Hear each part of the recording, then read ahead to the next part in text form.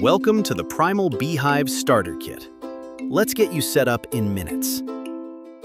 Here's a quick inventory of your Deep Super Kit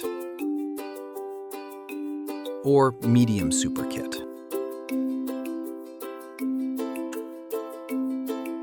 If you purchased foundations, wax the foundations and attach them to the frames. Apply a water-based glue to the supers and slide the walls in place. The supers must be glued to maintain their hold. Add the frame spacers. Slide the Varroa tray into the base. Insert the bottom board screen into the tabs above the Varroa tray.